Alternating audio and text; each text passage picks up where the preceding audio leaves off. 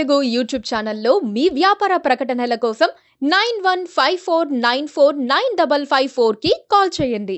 Hello everyone, welcome to KTV Telugu. విభజన సమస్యల పరిష్కారం కోసం చంద్రబాబు రేవంత్ రెడ్డి భేటీ అవ్వాలని నిర్ణయించుకోగానే బీఆర్ఎస్ పార్టీ కీలక డిమాండ్ను తెరపైకి తీసుకొచ్చింది.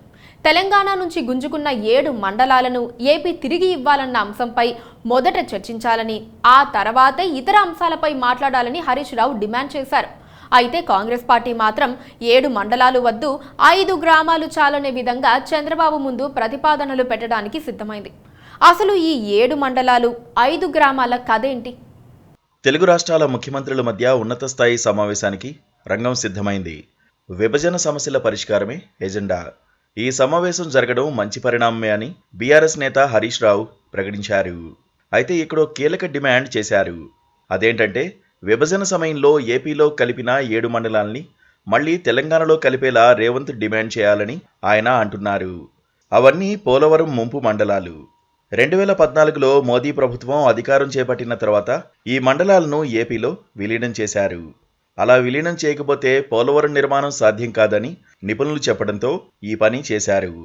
ఆ మండలాలను మళ్లీ తీసుకోవాలని హరీష్ రావు అంటున్నారు. కానీ రేవంత్ రెడ్డి మాత్రం 5 గ్రామాలు ఇస్తే చాలనుకుంటున్నారు.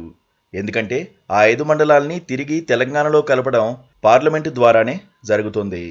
2 రాష్ట్ర ప్రభుత్వాలు ఏమీ చేయలేవు. అయితే వాటిలో 5 గ్రామాల్ని మాత్రం తెలంగాణలో కలపాలని రేవంత్ సర్కార్ డిమాండ్ చేస్తోంది. ఇదే విషయాన్ని మేనిఫెస్టోలో కూడా పెట్టింది. ఏపీలో 7 మండలాలు కలపాల్సి వచ్చినప్పుడు భద్రాచలం ఆలయ ప్రాంతాన్ని తెలంగాణకు వదిలేసి మిగతా మండలం మొత్తం ఆంధ్రాకు కేటాయిద్దామని చట్టం చేశారు. ఇక్కడ ఒక సాంకేతిక సమస్య ఏంటంటే, భద్రాచలం పట్టణం మొత్తం అనంటే కేవలం భద్రాచల పట్టణం మాత్రమేనన్న సాంకేతిక పదజాలంతో తెలంగాణకు భద్రాచలం మాత్రమే ఇచ్చి, భద్రాచలంలోని పంచాయతీలు, ముఖ్యంగా తెలంగాణ ప్రాంతంలో ఉన్న ఎటపాక, పిచ్చుకులపాడు, కన్నాయిగూడెం, భద్రాచలం నెత్తిన ఉన్న పురుషోత్తపట్నం, దానికి ఆనుకుని ఉన్న గుండాల గ్రామాలను ఆంధ్రప్రదేశ్ రాష్ట్రానికి కేటాయించారు. ఈ 5 పంచాయతీలు భద్రాచలం పట్టణంలో అంతర్భాగం. గోదావరికి భారీ వరద వస్తే భద్రాచలం పట్టణానికి వరద ముప్పు ఉంటుంది. ఆ 5 గ్రామాలను తెలంగాణకు కేటాయిస్తే ఆయా ఊర్ల నుంచి కరకట్ట నిర్మించి గోదావరి వరదల నుంచి భద్రాచలం పట్టణానికి శాశ్వతంగా రక్షణ కల్పించాలని ప్రభుత్వం భావిస్తోంది. ఏడాదిన్నర కిందట గోదావరికి పెద్ద సంఖ్యలో వరదలు పోటెత్తాయి.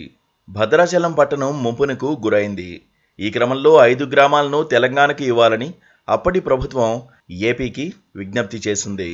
భద్రాచలం పట్టణానికి ముంపు లేకుండా ఉండేందుకు ఆయా గ్రామాలను తెలంగాణకు తిరిగి ఇవ్వాలని అన్నారు. ఈ క్రమంలోనే ఆయా గ్రామాల పంచాయతీలు తెలంగాణలో కలపాలంటూ తీర్మానం చేసి ఏపీ ప్రభుత్వానికి పంపాయి. కానీ ఏపీ వైపు నుంచి స్పందన లేదు. కన్నాయిగూడెం, ఎటపాక, పిచుకలపాడు గ్రామ పంచాయతీలు అటు తెలంగాణ ఇటు తెలంగాణ మధ్య ఆంధ్రాలో ఉన్నాయి. భద్రాచలం నుంచి చెర్ల జాతీయ రహదారి వైపునకు పర్ణశాలతో పాటు భద్రాచలం నియోజకవర్గంలోని దుమ్ముగూడెం, చెర్ల, వెంకటాపురం, వాజేడు మండలాలకు వెళ్లాలన్నా ఏపీ పరిధిలోని ఈ 3 పంచాయతీలను దాటుకుని వెళ్లాల్సుంటుంది. పోలవరం ప్రాజెక్టు కోసం సేకరిస్తున్న 1,00,000 ఎకరాలకు పైగా భూమి తెలంగాణ నుంచి ఏపీలో విడదీసిన 7 మండలాల పరిధిలోనే ఉంది. ఈ 5 గ్రామాలు ముంపు గ్రామాలు కావు. అందుకే ఇచ్చేయమని తెలంగాణ కోరుతోంది. ఈ 5 గ్రామాల ప్రజలు సాంకేతికంగా ఏపీలో ఉన్నారు.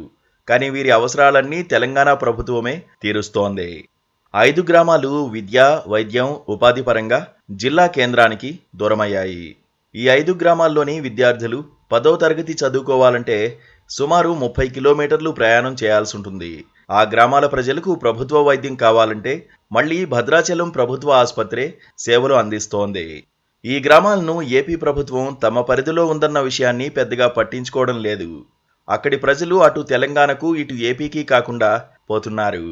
దీంతో అక్కడి గ్రామాల ప్రజలు తమను తెలంగాణలో కలపాలని డిమాండ్ చేస్తున్నారు. కానీ ఇది రాజకీయ అంశంగానే ఉంది. ఎవరి రాజకీయ ప్రయోజనాలు ఎలా ఉన్నా 5 గ్రామాల అంశం మాత్రం పార్టీలకు ప్రచార వస్తువుగా మారిపోయింది. ఈ 5 గ్రామాల విషయంలో తెలంగాణలో కలిపితేనే మంచిదన్న అభిప్రాయం ఏపీలోనూ ఉంది. ఈ 5 గ్రామాలు ఏపీలో ఉండటం వల్ల ఏపీకి ఏ ప్రయోజనమూ లేకపోగా అక్కడి ప్రజలు ఇబ్బంది పడుతున్నారు.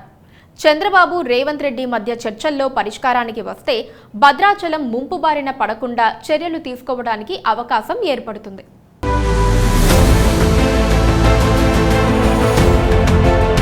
Please subscribe to Please subscribe to KTV Telugu. KTV Telugu. KTV Telugu. KTV Telugu channel.